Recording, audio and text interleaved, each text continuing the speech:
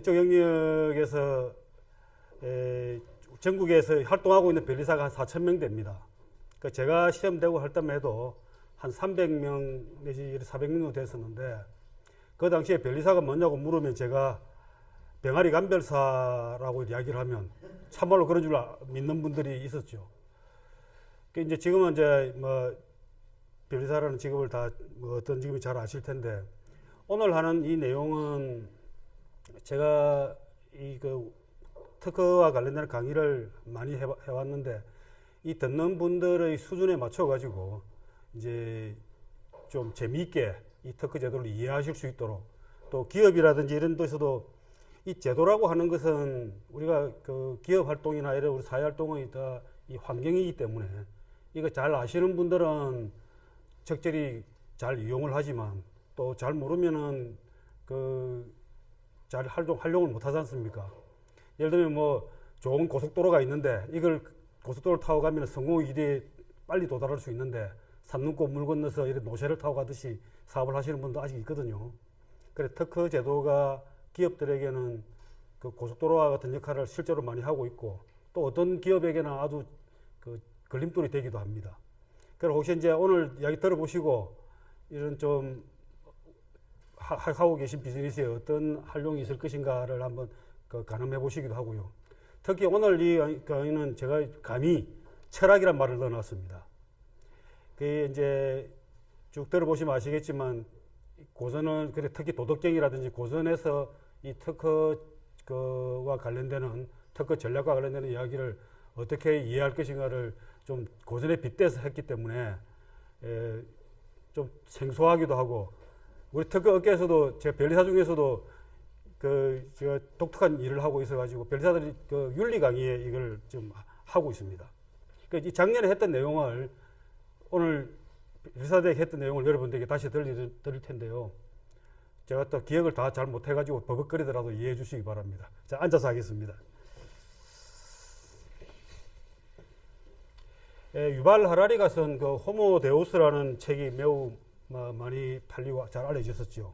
그 내용, 이 유발 하라리가 이 시대에 뭐 거의 현인이라고 할 정도로 아주 탁월한 통찰력을 가지고 많은 가르침을 주고 있습니다.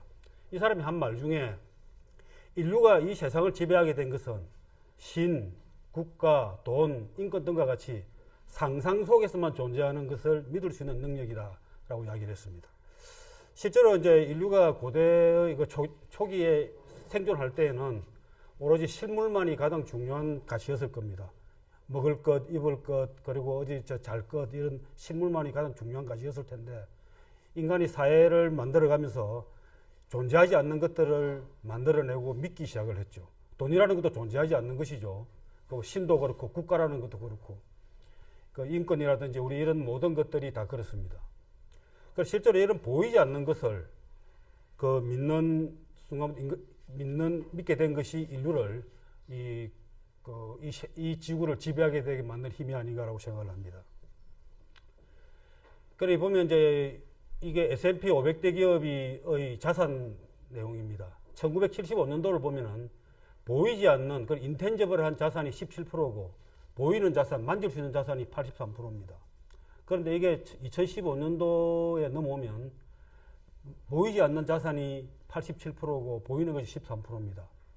이게 무슨 뜻이냐 하면 기업들이 가지고 있는 여러 가지 자산들이 유형의 자산들, 건물이라든지 땅이라든지 기계라든지 이런 것들이 과거에는 83%가 75년도 83%가 자기들 자산이었었는데 지금의 기업들은 오히려 보이는 것이 매우 적고 보이지 않는 만질 수 없는 것이 굉장히 많아졌다는 겁니다. 자, 예를 들면 지금 이제 우리 뭐라 그럽니까? 기업들이 스타트업이 조 단위가 넘어가면 유니콘이라 그러죠. 그리고 10조가 넘어가면 데카콘이라 그럽니다. 이런 데카콘급에 있는 회사들이 최근에는 조금 뭐 순위가 바뀌긴 했습니다만 우버가 가장 앞서 있었었는데 우버 같은 경우는 아무것도 없죠.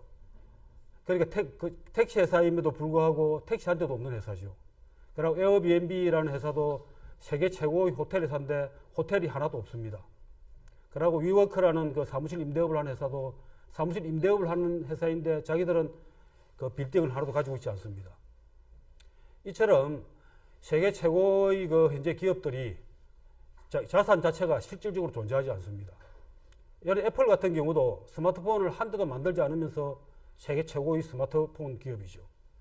그래서 이제 이 현대의 그 모든 기업들은 없음의 그 경제다. 가지고 있지 않는 것이 가장 강력한 무기가 되는 그 시대가 온 겁니다. 예를 들면 나이키 같은 경우도 신발 하나도 만들지 않으면서도 세계 최고의 신발 회사입니다. 자, 그래서 이제 진정한 경쟁력은 만지지 않고 보이지 않는 것을 소유하고 있는 것, 그것이 기업의 진정한 경쟁력이라고 할 수 있습니다. 지금 이제 아직도 그 지방에 가보면 제가 많은 기업들이 보면 우리가 땅이 몇 평이 있고 건물이 어떻고 기계가 어떤 설비가 있다를 자랑하는 회사들이 있습니다만 실제로 그런 것을 가지고 있지 않은 회사들이 훨씬 더 경쟁력이 강하다는 겁니다. 지금 우리나라의 배달의 민족이라든지 쿠팡이라든지 이런 회사들도 실제로 유형의 자산은 거의 없죠. 그냥 자기들이 가장 귀한 자산은 아마도 유형의 자산을 들으려고 한다면 노트북 몇 대일 겁니다. 이런 그 무형의 자산에 관해서 이 도덕경 제14장에도 이런 황홀이란 말을 설명하고 있습니다. 보아도 볼 수 없고 들어도 들을 수 없고 잡아도 잡을 수 없는 것이 혼재되어 있다. 부단히 변화하고 연속되는 것이라 뭐라 이름 붙일 수가 없다. 결국 물체로부터 벗어나게 되니 형상도 없고 물질도 없는 상태에 이른다. 이를 황홀이라 부른다. 감각으로 알 수 없는 것이니 앞에서 보든 뒤에서 보든 그 머리와 꼬리를 볼 수 없다. 하지만 옛날의 돌을 가지고 지금 존재하는 것을 다루어 보면 옛날에 왜 그렇게 하였는지 그 실마리를 알 수 있는 것이다. 라고 도덕경 14장에 제가 약간의 의역을 했습니다. 여기에 보면은 무상지상, 무물지상이란 말이 나옵니다. 그야말로 뭐 형상이 없는 그 상태, 그리고 물질이 없는 그런 어떤 형상, 뭐 이런 걸 이야기를 합니다. 이 황홀이란 말을 이 사전을 찾아보면 국어사전에 이렇게 되어 있습니다. 눈이 부시어 어리다 할 정도로 찬란하거나 화려함, 이런 것도 있고요. 그 다음에 미묘하여 분명하게 헤아려 알기 어려움, 이렇게 사전에 이렇게 설명하고 있습니다. 지금 기업들이 그러니까 눈에 보아도 볼 수 없고 들어도 들을 수 없고 잡아도 잡을 수 없는 이런 황홀이라는 것을 가지고 재산을 자기들이 자산이라고 이야기를 합니다. 그래서 지금 보면 그야말로 황홀하죠. 없는 것을 가지고 엄청난 가치를 창출하고 있기 때문에 그렇습니다. 그래 이런 이제 이 황홀이라는 것을 이 도의 실체가 황홀이라고 합니다. 그래 장자에도 이제 동각자가라는 사람이 장자에게 묻습니다. 도라고 하는 것은 어디에 있습니까? 하니까 무소부재라고 합니다. 없는 데가 없어라고 하죠. 우리 신의 존재, 그러니까 그 하느님이 무소부재하다라고 하죠. 무소부지하고 무소불능하다라고 이야기를 합니다. 이 도라고 하는 것도 무소부재하다라고 이야기를 하죠. 그래 예를 들어서 말해달라고 하니까 땅강아지나 개미에게도 있다라고 합니다. 그래 어찌 그리 하다는 곳이 있다 하십니까? 라고 하니까 논의 잡초에도 있어. 더 심하다고 이야기를 하니까 기와나 벽돌에도 있어. 그래 어찌 더 심해지십니까? 하니까 똥이나 오줌에도 있어. 라고 합니다.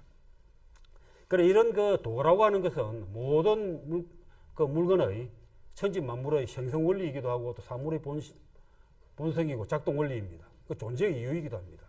그래서 우리가 알고 있는 모든 것에는 세상에 존재하는 모든 것에는 그 존재의 이유가 있는 겁니다. 그리고 그것이 왜 생성되어 있고 그것을 어떻게 작동하고 하는가 하는 것을 우리가 도라고 이야기를 하죠. 그래서 제가 오늘 이야기하고자 하는 것은 발명의 도에 대해서 말씀드리고자 합니다. 제가 이 특허 철학이라는 제목으로 한 4가지 정도의 강의를 쭉 했습니다. 그 특허는 왜 존재하고 어떻게 작동하며 그 특허는 어떻게 활용해야 하는가에 대해서 특허의 도, 그리고 또 특허 제도의 도, 그리고 또 발명의 도, 그리고 변리사의 도, 이런 식으로 이 도를 가지고 제가 특허 철학이라는 강의를 타이틀 잡고 쭉 했었는데요. 그 중에서도 이 오늘 여러분이 들으시는 것은 발명의 도입니다. 발명이란 도대체 무엇이며 어떻게 만들어지고 또 어떻게 우리가 그것을 해낼 것인가 하는 것을 말씀드리는 시간이 될 겁니다. 자, 발명의 도입니다. 갑자기 좀 이야기가 뭔가 좀 황당해 가는 것 같다가 좀 당황스럽죠. 그래 이건 우리 발명이든 특허든 이것을 이해하는 하나의 다른 방법이라 생각하시고 여러분들에게 특허법을 설명한다 해서 재미는 없을 거 아니겠습니까? 그리고 오늘 여러분들의 수준이 굉장히 높으신 분들이기 때문에 오늘 그 엄청 빡신 내용을 가지고 여러분들에게 선보이도록 하겠습니다. 자, 특허 제도를 먼저 알라 그러면 그 가동 원리를 알라 그러면 모든 법은 1조를 봐야 됩니다. 1조에는 그 법의 목적이 나와 있습니다. 특허 제도의 목적 1조에 이렇게 나와 있습니다. 이 법은 발명을 보호 장려하고 그 이용을 도모함으로써 기술의 발전을 촉진하여 산업 발전에 이바지함을 목적으로 한다 이렇게 되어 있습니다. 자, 그러면 특허 제도, 즉 특허법의 존재 이유는 뭡니까? 뭐 상식에 비춰 말씀하셔도 됩니다. 특허 제도가 왜 존재하고 있죠? 예? 그렇죠. 여기 보시면 아시겠지만 특허 제도의 목적은 발명자를 보호하기 위해서 있는 게 아닙니다. 그래 이 특허 제도의 궁극적인 목적은 산업 발전입니다. 그 국가의 산업을 발전시키기 위해서 하나의 수단이 뭡니까? 기술 발전을 촉진시키는 겁니다. 기술 발전의 촉진을 하는 수단이 그 발명의 보호 장려하는 것이죠. 여러분 이제 그 특허 제도가 만약에 없다. 그럼 내가 한 귀한 발명을 이렇게 공개를 하려고 그러면 어떻게 하면 됩니까? 여러분 하시겠습니까? 귀한 발명을 했는데 누가 다 모방에 벗겨버리고 나는 보호받을 수 없다 이렇게 하면 여러분 어떻게 하시겠습니까?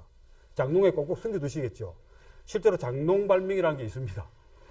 겁이 나서 누가 모방할까 겁이 나서 밖에 노출시키지 않는 것이죠. 그런데 특허를 출원해가지고 특허를 받으면 20년간 그 기술을 독점하게 해주겠다. 이렇게 하면 여러분 어떻게 하시겠습니까? 하루도 빨리 특허 출원하려고 하시겠죠.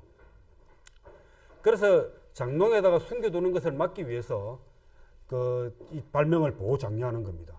그러면 특허 출원을 하게 되면 이 특허 출원된 것은 실제로 제품으로 만들어지기도 하겠지만 1년 반만 되면 다 공개가 됩니다. 등록되거나 하게 되면 공개가 됩니다. 공개가 된 내용은 사회에 가장 많이 널리 사용되게 되고 그걸 보고 또 다른 사람이 더 좋은 발명을 하게 됩니다. 가속적으로 더 좋은 발명이 나오게 되는데 특허 제도가 희망하는 바는 그런 겁니다. 자, 그래서 특허를 출원하게 되면 공개가 되고 공개가 된 것을 보고 또 다른 사람이 더 좋은 발명을 하게 되고 그렇게 하면 기술이 촉진되고 그리고 산업이 발전하게 되고 산업 발전하게 되면 더 좋은 발명이 나오게 되고 이런 것이 선순환이 이루어지게 됩니다. 이걸 특허 제도의 그 에코시스템이라고 합니다. 생태계가 됩니다. 자, 발명을 보호하고 특허를 주게 되면은 이걸 공개를 하게 되고 이용을 하게 되고 제품이 만들어지고 그래 이거로 인해서 기술이 발전하고 기술이 발전하면 우리나라 산업이 발전하고 산업이 발전하면 다시 발명이 만들어지고 이렇게 돌아가는 것이 이 특허 제도의 에코시스템이고 누구든지 가만 놔두더라도 이런 특허 제도가 자동적으로 돌아가게 되는 겁니다. 그래 발명의 창출, 보호, 실시, 공개, 또 이해관계의 조절. 내가 남의 발명을 이용해서는 안 된다. 이용하려면 돈을 내고 써야 된다. 이런 거라든지. 그러니까 기술 발전, 산업 발전이 인위적인 강제 없이 자연스럽게 선순환되고 있는 겁니다. 우리나라 그 정부에서 하는 일 중에 이렇게 가만히 둬도 저절로 싱싱 돌아가는 시스템은 아마 특허 제도밖에 없을 겁니다. 1년에 한 20만 건 정도가 특허가 출원되고 있고 이 출원된 것이 우리나라 산업을 이 정도로 발전하고 있고 세계의 경쟁력을 발휘하고 있는 것이죠. 그래서 이제 도덕경에도 이렇게 이야기해놨죠.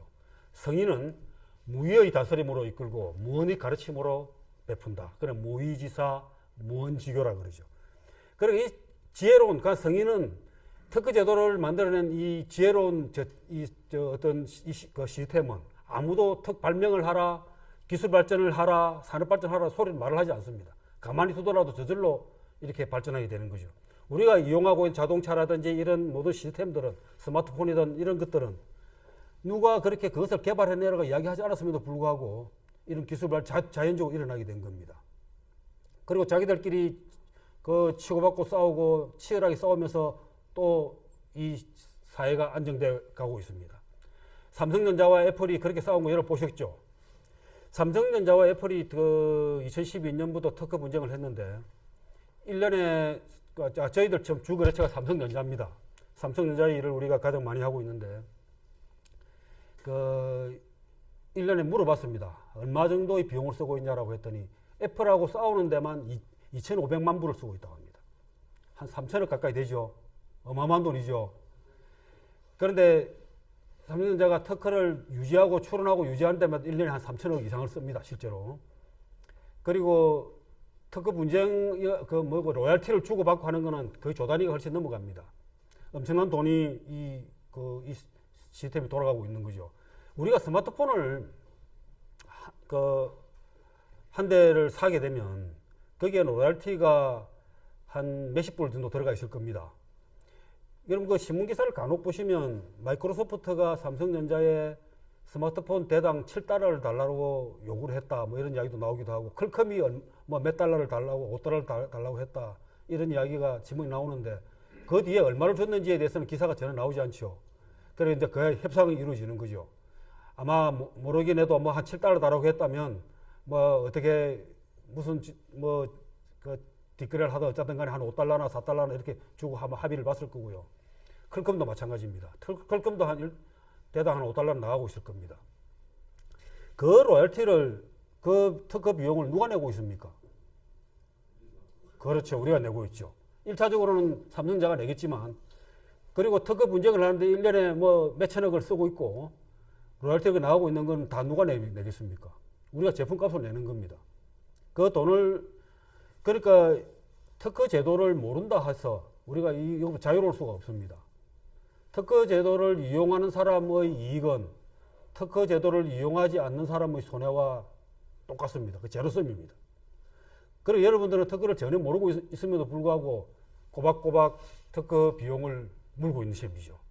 억울하십니까? 좀 덜 억울하시려면 오늘 공부 좀 열심히 해보십시다. 그래, 특허 생태계는 무위자연입니다. 누가 억지로 하라고 하지 않습니다. 이런 순조롭게 이 생태계를 돌아가는 것이 가장 아주 멋들어지게 만들어진 제도입니다. 그래, 이런 말은 논어에도 나오죠. 천하언제, 하늘이 무슨 말을 하든가 사계절은 스스로 흘러가고 만물은 저절로 생겨나는 법, 하늘이 무슨 말을 하든가 하는 겁니다. 하늘이 아무 말을 하지 않아도 자연은 그 도를 스스로 지키며 운행되는 법입니다. 특허 제도가 그렇습니다. 정부나 국가는 누구도 이 특허 시스템에 대해서 어떻게 하라고 하지 않습니다.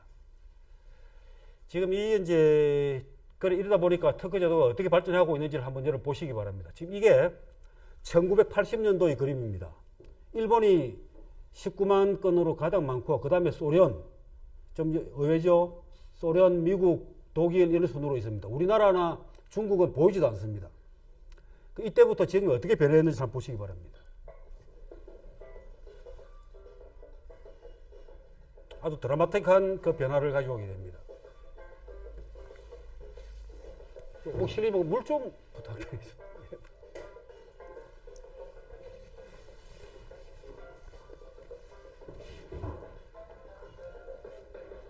지금 아직까지 이제 1984년이 되니까 우리나라가 나타나기 시작했습니다. 우리나라가 이제 이 드라마틱하게 올라가고 있어. 중국도 따라가고 있죠. 아이고 감사합니다. 네. 아이고 감사합니다. 네.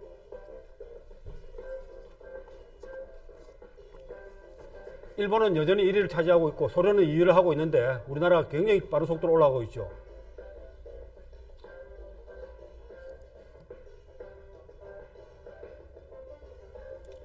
이제 소련이 이제 처지기 시작합니다. 저희 통독되고 난 이후에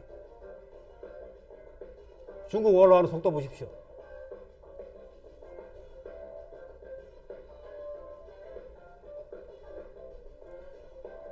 미국이 우리나라가 지금 4위 올라가 있죠. 지금 몇 위일 것 같습니까?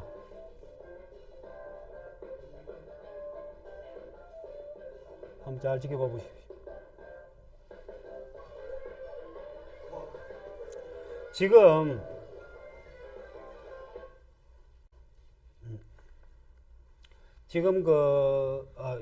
그게 안 보이는구나. 그 중국의 특허 출원 건수가 전 세계 다른 나라들 걸 다 모은 것보다도 많습니다. 그런데 중국의 이제 파워, 지금 현재 그 추세는 더욱더 가속화될 겁니다. 그러니까 이제 이런 중국의 잠재력은 여기에서 이제 나오는 거죠. 그 인구수가 처음에는 질적인 면에서 그 중국의 특허를 가볍게 봤었는데 지금 이제 절대 그럴 수 없는 상황이 됐습니다. 그 이제 우리가 그 기술적인 면에서도 상당한 여러 면에서 우리나라나 이런 그 미국이나 일본의 기술을 능가하고 있는 부분이 많이 나타나고 있습니다. 그러니까 조만간에 아마 기술까지도 중국이 세계를 지배하지 않을까 하는 이제 이 추세만 보고도 느낄 수 있습니다. 자, 그러면 발명이 도대체 뭘까요, 이제? 그 발명에 관해서는 특허법에들이 정의를 하고 있습니다. 발명이란 자연 법칙을 이용한 기술적 사상의 창작으로서 고도한 것이다. 뭔가 좀 와닿습니까? 뭔 소리인지 잘 모르시겠죠? 그래, 이걸 이제 우리가 사전에서도 이렇게 보면은, 네이버 국사전에 보면 아직까지 없던 기술이나 물건을 새로 생각하여 만들어냄. 근데 이것도 새로 생각하여 만들어내는데 뭔가가 만들어내기 된 동기나 이런 부분이 잘 안 나타납니다. 그러니까 이런 말도 있죠. 필요는 발명의 어머니다. 뭐, 필요하니까 만들어낸다. 아주 상당히 아주 직관적인 말이기도 합니다. 어쨌든 발명을 하는 이유는 여러분들이 뭔가를 발명을 해야 되겠다, 생각을 해내야 되겠다, 아이디어를 낼 때는 그에 대한 이유가 있습니다. 뭔가 필요가 있을 것이고 현재의 불편을 해소해야 되겠다 하는 어떤 솔루션입니다. 그 해결책이죠.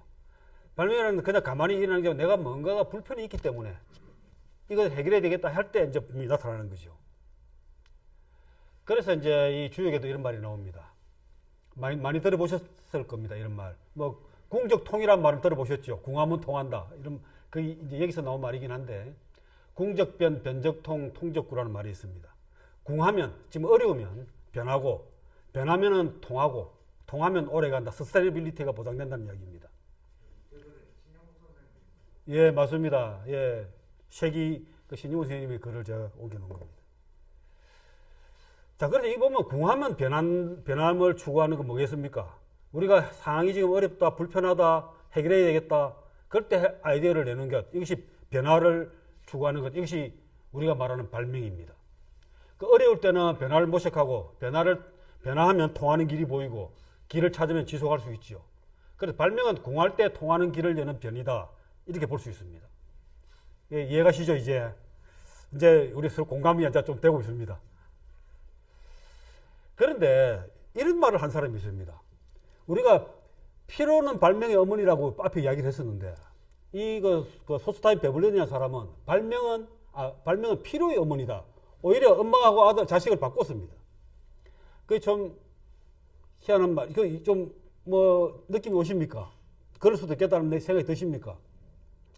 그러니까 발명은 필요를 창출하는 것이다라고 이렇게 이야기를 하고 있습니다. 그래 이 말을 이제 그 스티브 잡스가 이렇게 설명을 했습니다. 제가 여러분한테 이해하기 좋으라고 알록달록하게 색깔을 넣어놨습니다.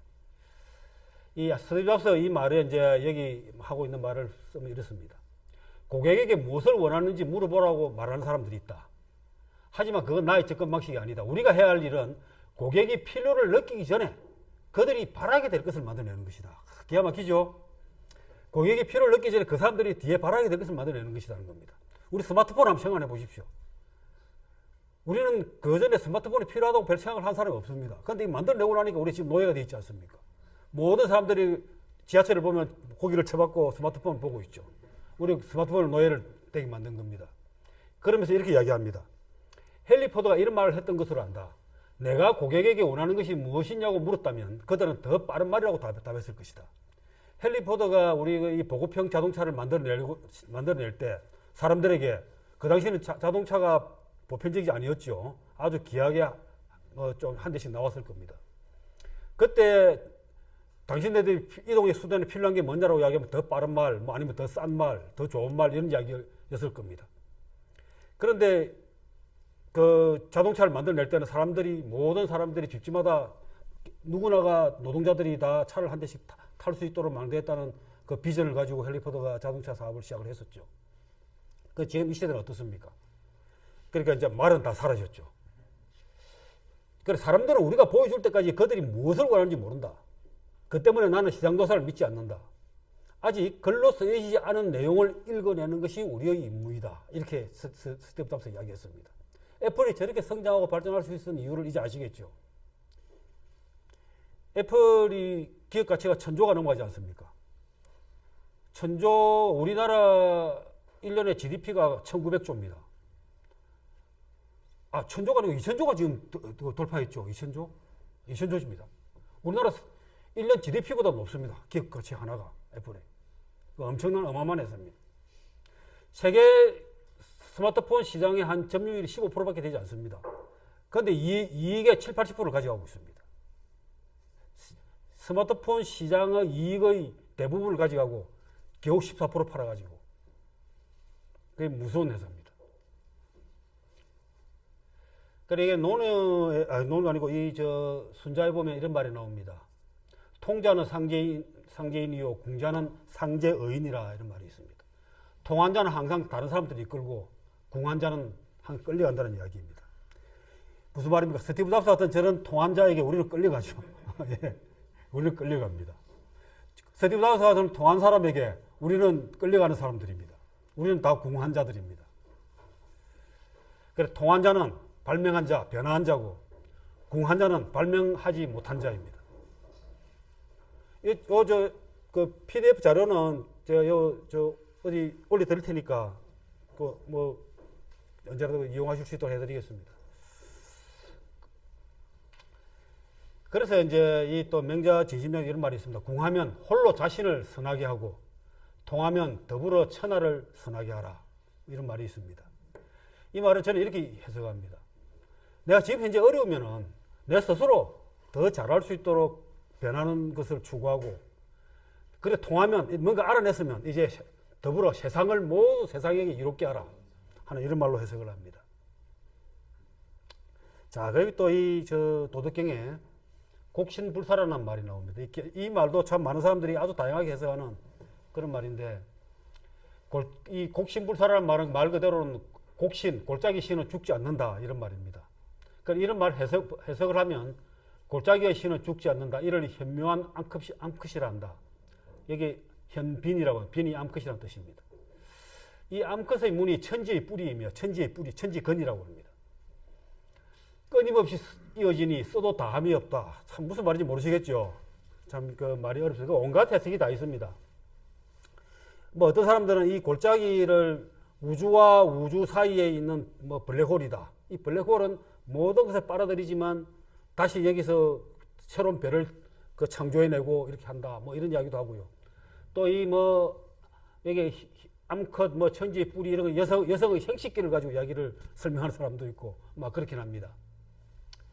근데 이제 이게 또 변리사의 관점에서, 발명이라는 관점에서 설명하면은 의외로 또 설명이 잘 됩니다.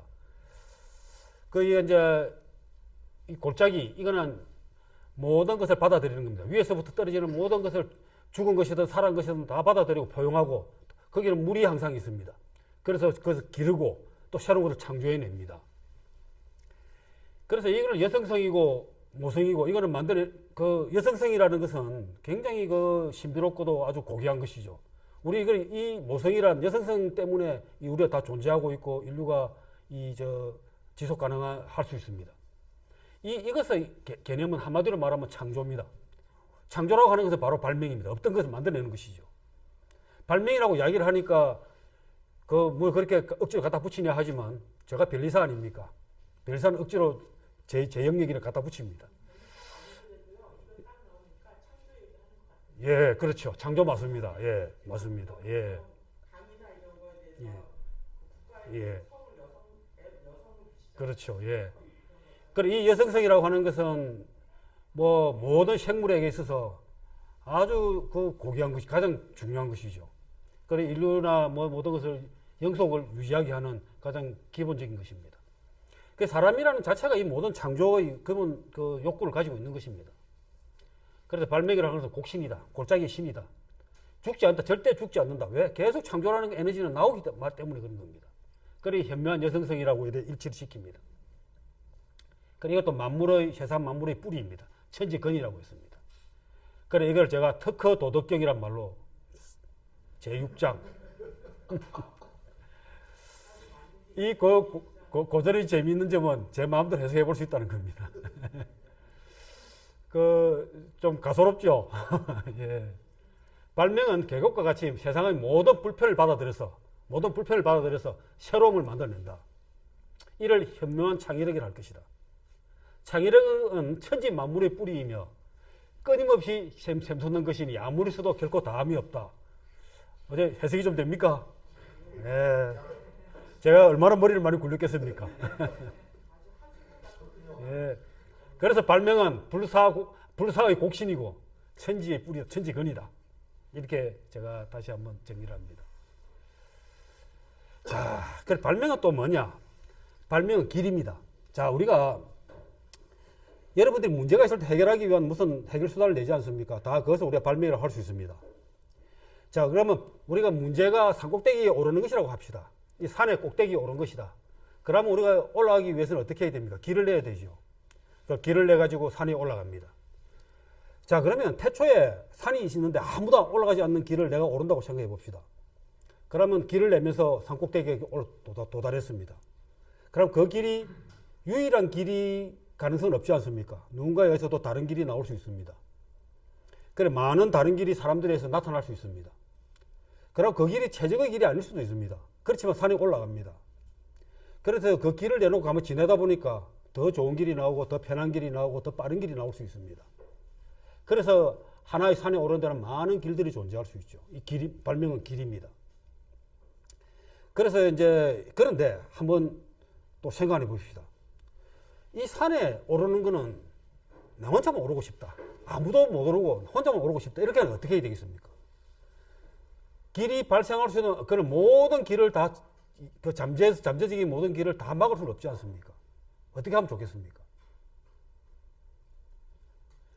그 산자락을 밑을 삥 둘러 담을 쳐가지고 아무도 못 올라가게 하면 되죠. 그렇지만 내가 올라가는 길은 기껏 해봤자 한두 개, 서너 개밖에는 못 올라갈 겁니다. 아무리 많아도 한정된 수밖에 없을 겁니다. 그래서 이제 길이라고 하는 것은 우리가 올라가는 문제 해결 수단, 새로운 배움, 또 이 길은 날이 갈수록 더 더해갈 수 있습니다. 더 추가가 되겠죠. 변화하거나 달라지거나 할 겁니다. 그런데 이 특허라고 하는 것은 성과 같은 겁니다. 성을 쌓는 것 같습니다. 그래, 이게 이제 이 점을 잘 이해하면 특허 제도를 잘 기본을 단단하게 야물게 이해할 수 있습니다. 그럼 좀 안다고 할 수 있습니다. 내가 특허를 좀 안다 이렇게 어디 가서 말할 수 있습니다. 제가 이 부분에 관해서는 발명은 길이요 특허는 성이다 이런 이야기를 참 많이 설명을 했는데요. 여러분 그 성을 만든다 한번 생각해 보십시다. 성을 쌓는다. 제일 먼저 뭘 고민해야 되겠습니까? 예? 위치, 그렇죠. 그래, 어느 데다, 어디다 쌓는다. 야, 좋겠죠. 성을 갖다가 그러면 크게 쌓을 것인가, 작게 쌓을 것인가, 이 또 중요하죠. 작게 쌓으면 어떻습니까? 그렇죠. 성을 조그마하게 쌓으면 내가 갇혀 있는 거고, 너무 크게 쌓으면 관리가 안 되겠죠. 그러니까 적절한 정도의 넓어야 될 거예요. 그런데 무조건 하고 넓어야 될 겁니다. 일단은. 넓으면 좋습니다. 그리고 어때야 됩니까? 튼튼해야 되겠죠. 아무나 들락거리면 안 되겠죠. 튼튼해야 됩니다. 그래, 성의 기본은 넓고도 튼튼해야 됩니다. 그럼 넓으려고 하면 우리 처음에 성을 쌓을 때 주춧돌을 쌓을 겁니다. 너무 많이 쌓으면 어떻게 됩니까? 너무 넓게 쌓으면 자기가 감당을 못하죠. 적당한 자기의 역량이 맞아야 됩니다. 그 외에 톨스토이 소설 중에 사람은 뭐 얼마만큼의 넓은 땅이 필요한가 하는 소설이 있죠. 그 주인공이 뭐 바시움인가 한 주인공이 누군가가 그 주인공의 이야기를 합니다. 혼자서 하루 종일 돌아다녀서 갔다 온 그 면적을 주겠다라고 한 겁니다. 얼마만 주면. 그 사람이 욕심이 나니까 축사가 엄청나게 돌아다닙니다. 돌아와서 너무 힘들게 돌아와서 마지막에는 쓰러져 죽어버립니다. 그 자기가 쓸 수 있는 누운 땅밖에는 차지할 수 없었죠. 이 특허한 성도 너무 많이 넓으면은 기존의 다른 기술에 걸리거나 침범해서 안 돼 걸리거나 특허를 받지 못하게 되죠. 그 특허는 성과 같습니다. 그런데 원래 특허 보면 발명은 길을 하나를 내놓고 특허를 받을 때는 어떻습니까? 이 성 전체를 둘러싸버리는 그런 것을 받기를 희망하는 것이 이 특허 제도입니다. 그래서 이제 특허는 제일 중요한 건 뭐냐면은 내가 이 성을 쌓으면 성을 쌓는 순간에 성 내부는 내가 독점 배타적으로 지배할 수 있는데 바깥은 어떻습니까? 지배할 수 없죠. 바깥을 지배할 수 없습니다. 바깥을 지배할 수 없다는 것은 내가 성을 쌓을 때 뭘 고려해야 됩니까? 주춧돌 쌓을 때. 안은 내가 지배할 때 바깥을 버리는 것이다 라는 생각을 항상 가져야 되죠.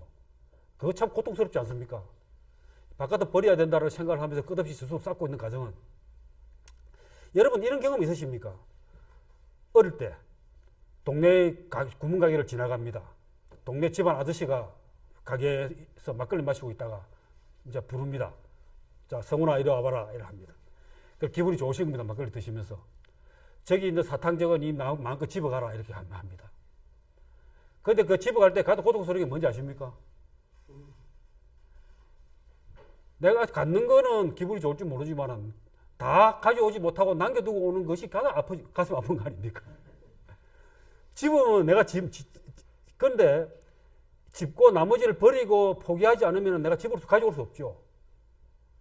그래, 그게 아픈 겁니다. 가격은 내 손은 작지, 사탕은 몇 개 집지를 못하지. 그래, 집는 순간에 나머지는 버려야 되는 겁니다.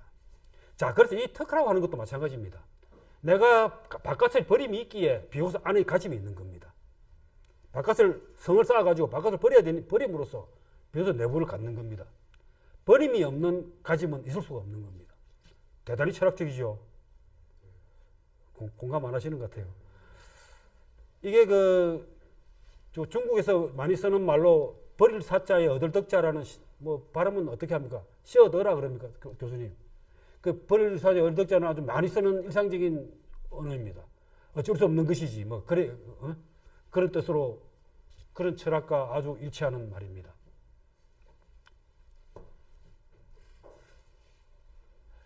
자, 그래서 이게 이제 도덕경에는 또 이런 말이 있습니다. 위학 일이기요, 위도 일손이다.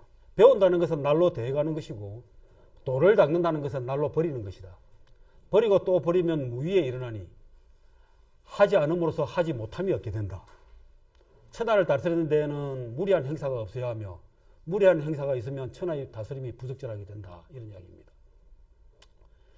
그래, 이거는 제가 여시아해. 나는 이렇게 해석했다. 이랍니다. 배우면 새로운 지식을 습도에 쌓아가는 것이지만 돈은 욕망, 집착, 선입견, 편견 등을 버리는 것이다. 도를 닦아 무위의 경지에 이르면 인의가 없어짐에도 이루지 못함이 없게 되고 천하를 적절히 다스리려면 무리한 인위적인 노력을 줄여야 한다. 이런 겁니다. 이게 우리 특허의 컨셉과 매우 일치합니다. 그래서 보면 이거 발명이라는 것은 날로 더해가는 것입니다. 발명은 길이죠. 길은 계속 더 만들어지는 겁니다. 그래서 특허는 버리는 것입니다. 바깥을 버려야 되고 내부도 안에 있는 길도 버려야 됩니다. 길도 잊어야 됩니다. 그래서 바깥을 버리고 또 내부의 길도 버려야 됩니다. 손지우손 그래서 버려야 됩니다. 무위 그러면 자연조화의 상태 이 버림과 가짐의 경계에 있는 것이 이 절묘하게 이 경계를 타는 거기에 있는 무위의 자리입니다. 그러면 아무것도 하지 않아도 하지 못한 부이 얻게 된다. 이 무슨 말이냐면 내가 가진 특허의 강한 권리를 갖게 되면은 그 안에서 누구도 손도 못 대게 되는 만드는 나오는 그런 경지에 오르게 된다는 거. 이 특허 도덕경 48장입니다. 특허 도덕경이라는 게 좀 제가 간지럽긴 합니다. 그래 발명의 도는 새로운 길을 더하여가는 것이요. 특허의 도는 가짐과 버림의 경계인 성곽을 정하는 것이다. 그래 특허 도덕경 제40방에 또 해설집도 있습니다. 이렇게 제가 친절합니다. 발명의 구체적인 실시에 집착하지 말고 확보할 권리의 범위와 권리 확보를 포기할 버림의 영역을 고려해서 특허의 범위를 정하는 것이 최적의 경지이며 거의 무의 경지라고 합니다. 권리와 자유기술 영역이 최적의 조화를 이루어진 무의 경지는 권리의 힘이 가장 강력하게 최적화되어 가지고 권리 행사를 못할 영역을 최소화시킨다. 없다 하는 겁니다. 이거는 변리사들은 좀 알아듣는데 여러분들은 그냥 이런 말이 있구나 하고 변리사들에게 제가 강의할 때 썼던 자료이기 때문에 그렇습니다. 자, 이 마지막에 아까 그 문장 마지막에 지천하 상이 무사라는 말이 있습니다. 이게 이제 제가 참 교수님 앞에서 이런 그 한자를 가지고 이야기를 하려니까 제가 좀 죄송스럽긴 합니다만 이 사자는 무리하게 뭔가를 하고자 하는 겁니다. 그래서 천하를 다스리는 데는 무리한 행사가 없어야 한다라고 하는 건데 특허라고 하는 것이 그렇습니다. 특허를 가지고 있으면 제일 중요한 것은 싸움을 없애는 겁니다. 특허의 존재 이유는 남을 못하게 하는 것이 목적이고, 그러고 싸우지 않기 위한 겁니다. 무슨 말이냐면, 누구든지 우리가 길 가다가 개조심이라고 써놓으면 그 집 앞에 지날 때 발걸음을 사려 조용히 가지 않습니까? 조심을 하게 되죠. 그리고 제 집에 개가 있다는 걸 알게 되면 그다음부터는 그 개를 자극하지 않기 위해서 노력하게 됩니다. 특허 제도가 그런 겁니다. 기업이 특허를 가지고 일을 하게 되면 저 기업이 가지고 있는 저 제품을 침해하지 않기 위해서 노력하게 되고 결국 분쟁을 줄이는 거죠. 이게 손자병법에 나오는 이 말, 제가 제일 좋아하는 말입니다. 특허 전략이라는 이거 싸우지 않고 이기는 거죠. 그 백전백승 비선지선자야라. 부전이 구린지빙이면 선지선자야라. 이런 말이 있어요. 제가 제일 좋아하는 말입니다. 100번 싸워서 100번 이기는 거. 좋지 않은 것 중에 좋은 것이다 할 수도 있고 가장 좋은 것이 아니다라는 이야기도 할 수 있습니다.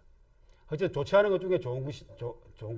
싸워가지고 이기는 것은 안 좋은 일, 분명히 안 좋은 일이죠. 그렇지만은 이겼으니까 좋긴 합니다.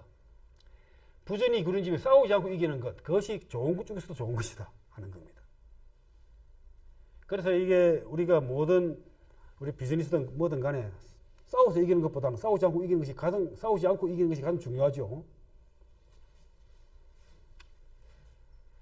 자, 위도 일손이라는 말을 한번 더 다른 관점에서 또 한번 해석을 한번 하겠습니다. 도를 닦다하는 것은 날마다 버리는 것이다 이런 건데요. 이 요다라는 왜 스타워즈에 나오는 사람이 이렇게 이야기했죠.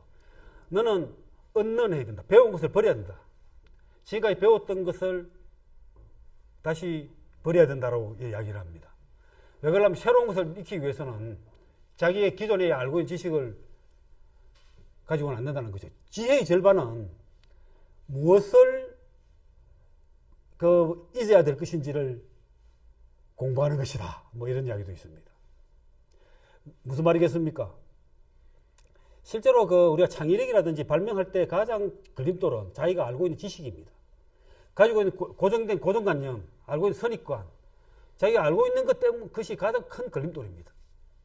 그 발명자들을 가만히 보면은 오히려 대단한 지식을 가진 박사나 기술자보다는 오히려 배운 것이 적은 사람들이 훨씬 더 뛰어난 발명을 해내는 경우가 많습니다.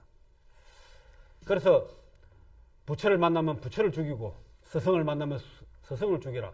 살불살조라는 말이 이 임재록에 나오는 말이 있죠. 부처라든지 스승이라든지 이거는 자기를 현재 존재하게 해준 자기의 지식이나 자기의 어떤 가치관을 만들어준 아주 가장 귀중한 가치입니다. 그것을 버려야만이 새로운 깨달음을 얻을 수 있다는 이야기입니다. 그래서 이제 이 에머슨 사람이 이렇게 이야기했습니다. 내 최고의 생각들을 모두 옛사람들에게 도용당했다. 기가 막힌 말이죠. 자기가 뭐 생각을 해내면 누군가 해놨다는 겁니다. 이 말은 무슨 말입니까? 내가 알고 있는 모든 것들을 버려야만이 새로운 것을, 자기가 알고 있는 기존 것들 지식을 버려야만이 새로운 걸 창출할 수 있다는 이야기입니다. 그래서 추사 김정희도 이런 이야기했습니다. 사란육법 불가요, 무법 역불가라 이런 말입니다.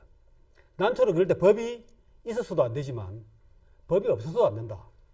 난초를 그리는데 법에 너무 얽매여 있어도 안 되고 법에 얽매이면은 옛날에 그린 거 똑같은 그림을 계속 그리게 되겠죠.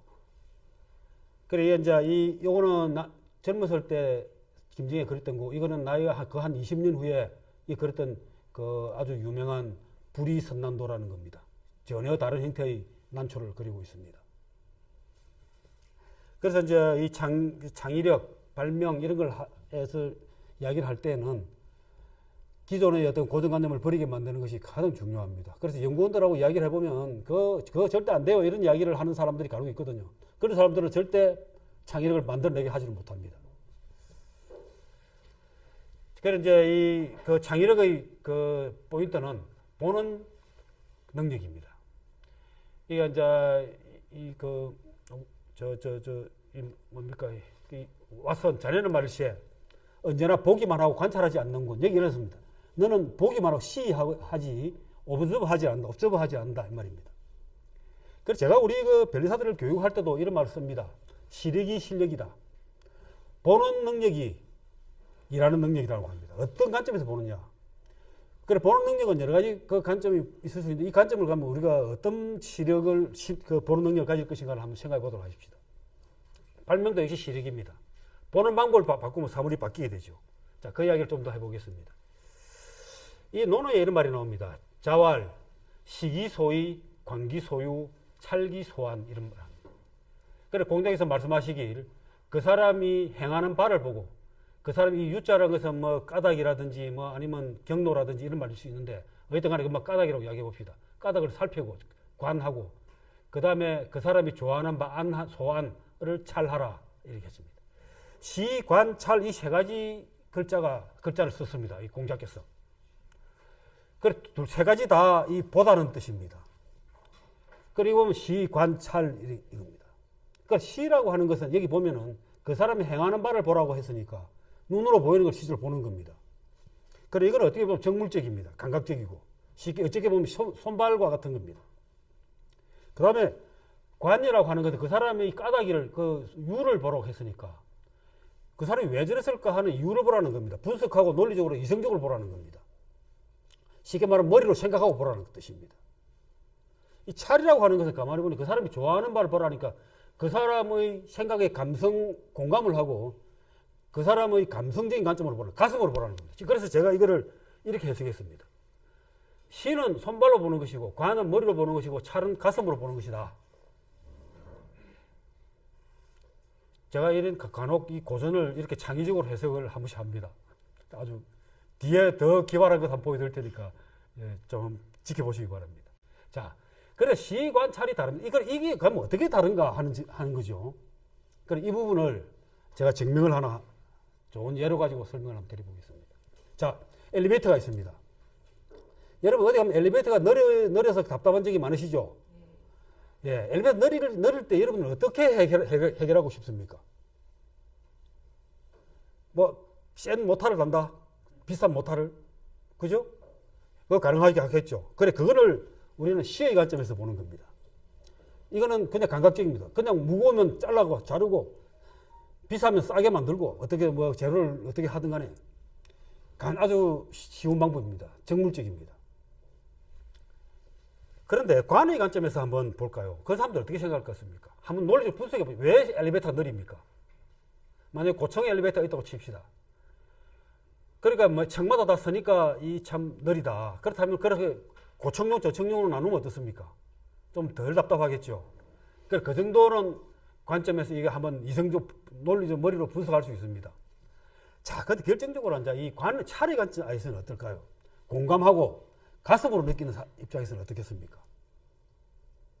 한번 생각해 보십시다. 자, 그럼 사람들이 엘리베이터 타고 왜 느리다고 생각하겠습니까? 예? 빨리 마음이 바쁘다. 예, 빨리 가고 싶겠죠. 그렇죠, 그렇죠. 예, 그겁니다. 밀폐된 공간인 겁니다. 밀폐된 공간에 있으면, 그러고 특히 뭐 또 험상궂은 사람이 옆에 있으면, 굉장히 시간이 불편하잖아요. 그래서 이 밀폐된 공간에 잠시 있다 하더라도 누군가 다른 사람하고 있거나 또 혼자 있어도 가깝합니다. 그래서 이 오티스는 이 엘리베이터의 실제로 뭐 거의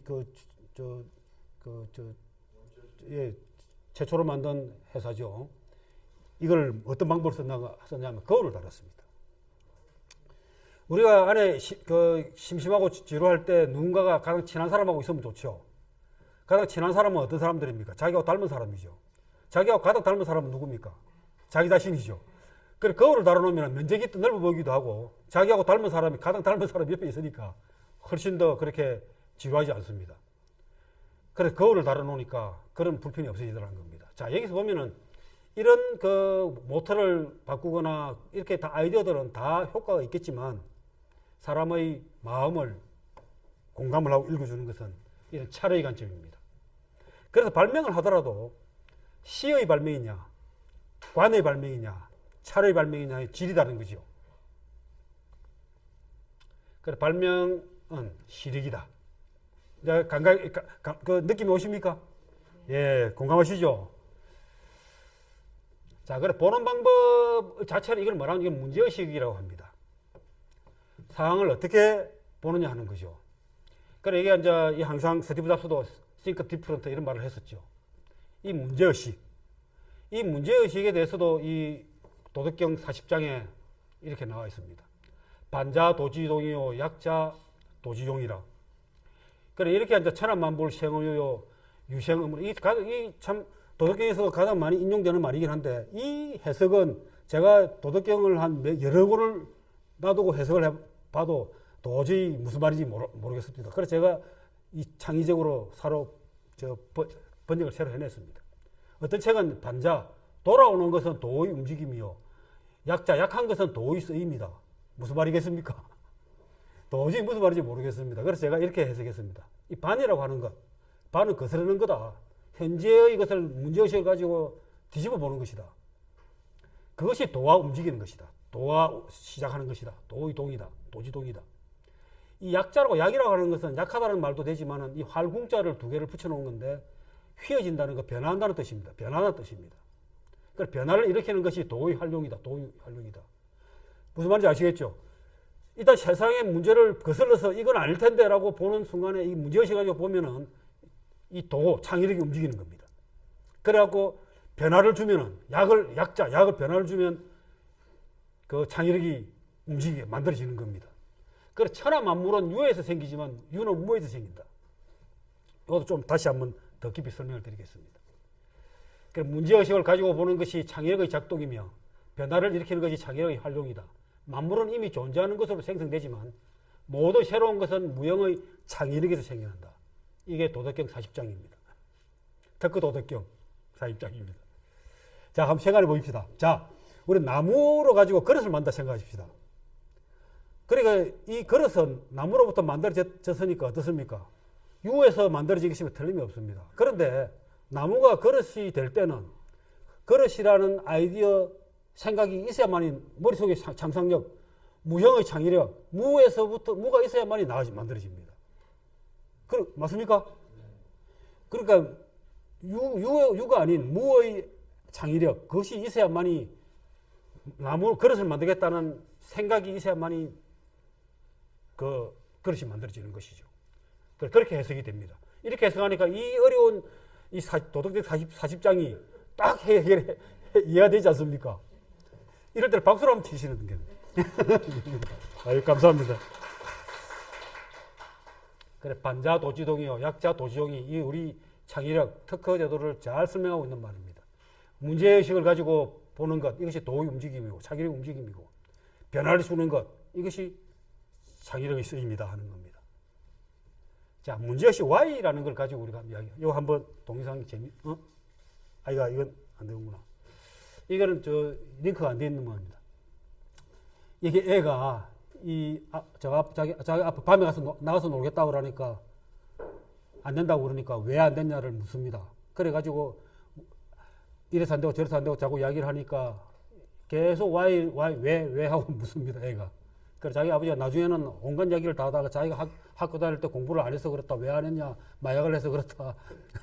그러고 그래서 직장을 시험장을 제대로 못 얻었다. 그 경제 문제, 정치 문제 이야기하다 나중에는 또 마지막에 하느님이 돌아가시기 때문에 그렇다고 하니까 애가 이제 그때서야 오케이 하고 이야기를 합니다. 굉장히 재미있는 동영상입니다. 자, 이 Y라는 문제. 그러니까 이 반자라고 하는 말이 거스른다는 말은 왜라는 것이 항상 전제가 되는 겁니다. 그리고 왜라는 것이 매우 중요한 이슈입니다. 발명을 한 데서는 왜 이건 안 되지, 왜 이렇지라고 하는 것이죠. 그래, 이 마크 트웨이는 인생에서 가장 중요한 날이 둘 있다. 하나는 태어난 날이고, 하나는 Y를 알게 된 날이다. 왜라는 것을 알게 된 날이다 하는 겁니다. 그래, 이걸 옹고이지신이란 말이 있습니다. 이 조선왕조실록 정조 1년에 정조가 25살에 즉위를 했으니까 정조 1년이니까 26살 때입니다. 정조 1년에 이 경연을 하는 내용이 이렇게 나와 있습니다. 그래, 상활 왕이 말합니다. 옹고지신 하위야. 그리고 옹고지신이란 말이 무슨 말이냐 하니까 이유경 경연의 시독관 선정관 이유경이 옛글을 익혀서 새글을 아는 것입니다 라고 말하자 왕이 그렇지 않다. 그거는 초보들이나 그렇게 하는지 그렇게 말하지. 대개 옛글을 익히면 그 가운데서 새로운 의미를 알게 되어 자기가 몰랐던 것을 더욱 잘 알게 된다는 것을 말한다. 뭐 이렇게 지금 가르치고 있습니다. 이건 제가 정조가 초보 아닙니까? 왕이 지가.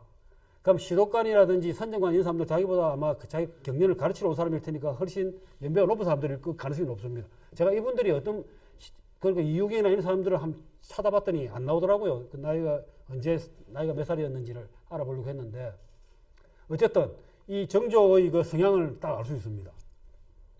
자, 근데 제가 말하고자 하는 것은 이 내용이 어떻다 하는 것을 뭐 설명드리기보다는 옹고짓이라는 말을 도입하려고 그러는데요. 이 옹고짓이라는 말을 이제 이 논어 그 위정편에 나오는 말이죠.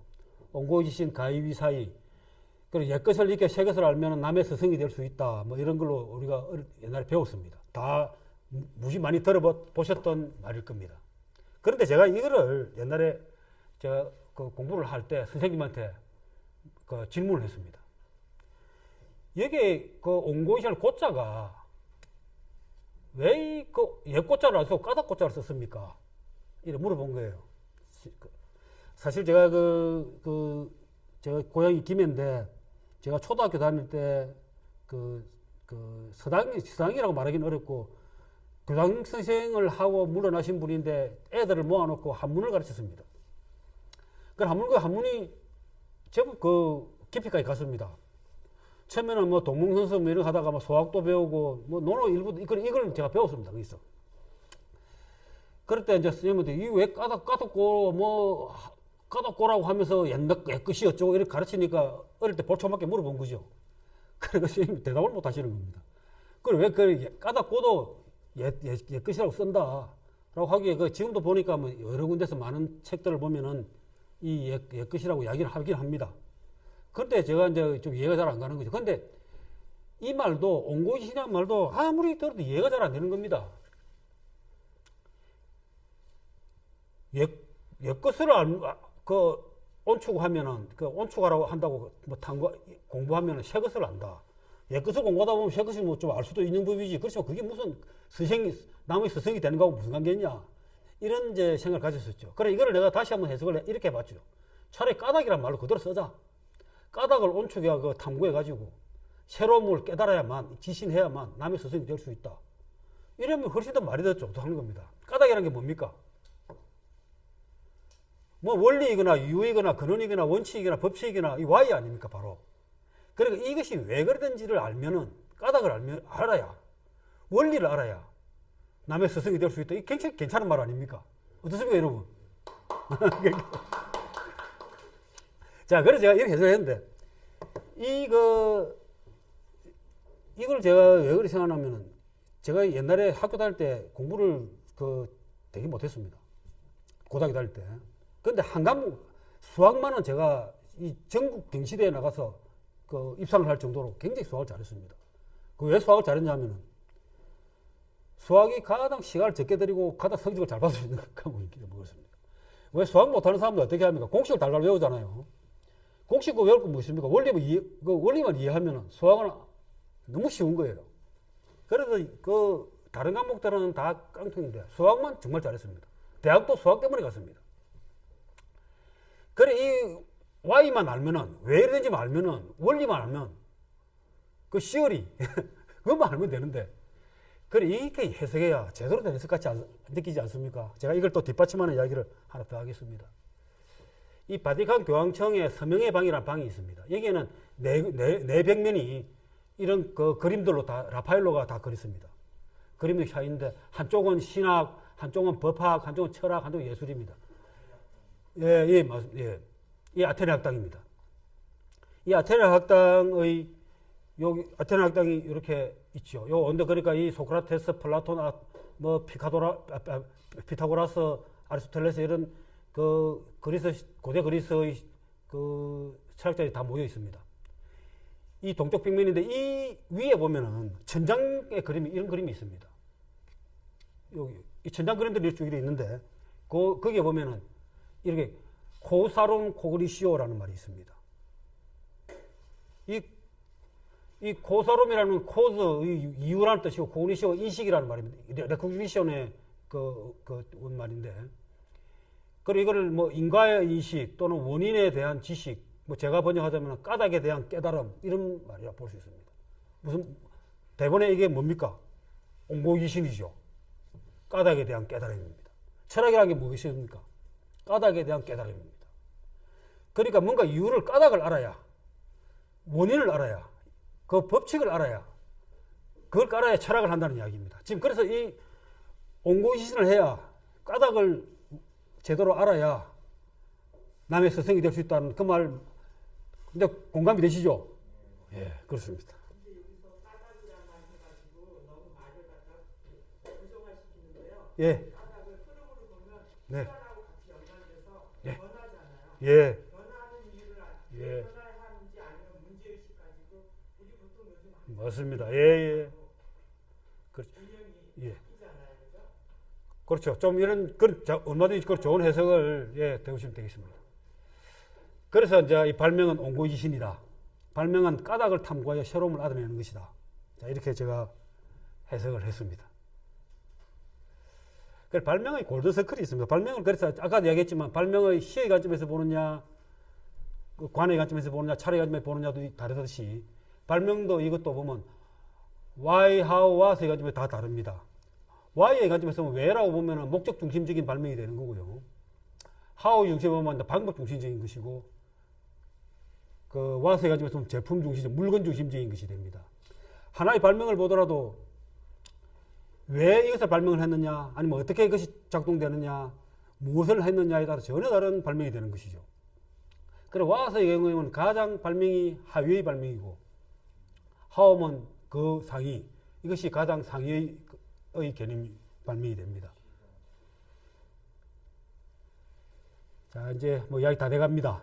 이제 너무 많은 사실은 조금 빼기도 했는데도 아직 이야기가 좀 더 뭐. 맹자에 이런 말이 나옵니다. 맹자왈 박학이 상설지요 장인자 반설약 설약 이런 말이 반설약이 나옵니다. 자, 이게 이제 넓게 배우고 배운 것을 깊이 헤아리는 것은 그래야 오히려 간결하게 말하기 위함이다 이런 말인데 여기서 나오는 말들이 제가 이걸 가져온 이유가 우리 변리사들이 쓰는 말과 그대로 있기 때문에 그렇습니다. 박학, 상설, 설약이라는 이런 말이 있습니다. 이게 박학이라는 널리 공부하고 상설, 상세하게 잘 설명하고 설약, 간략히 쓰라는 말인데 이게 우리 변리사들의 업무입니다. 바로 발명을 누군가 가져오면 그 다음부터 그것이 이 발명의 선행이 되는 기술들은 뭐가 있는가를 넓게 다 찾아봅니다. 그걸 선행기술 분석이라고 합니다. 그 다음에 그것을 상세하게 기재를 합니다. 상세한 설명이라고 명세서에 그런 말이 있습니다. 씁니다. 그리고 그것을 가장 간단하게 요약을 해가지고 자기 권리 범위를 만듭니다. 간략하고 명료하게 권리 범위를 만듭니다. 그것이 하는 게 우리 변리사들의 업무입니다. 논어에 이렇게 나와 있어서 제가 옮겨놨고요. 자, 그래 이제 마무리하겠습니다. 자, 발명은 궁할 때 통하는 길을 여는 변이다. 발명은 불사곡신이고 천지의 뿌리이다. 천지의 근이다. 발명의 도는 새로운 길을 만드는 것이요 특허의 도는 가짐과 버림의 경계인 성곽을 정하는 것이다. 사람 유법 불가. 발명은 시력이다. 시관찰. 반자 도지동이요 약자 도지용이다. 발명은 옹고지신이다. 박학 상설술 이렇게 정리하겠습니다. 예, 이상입니다. 감사합니다.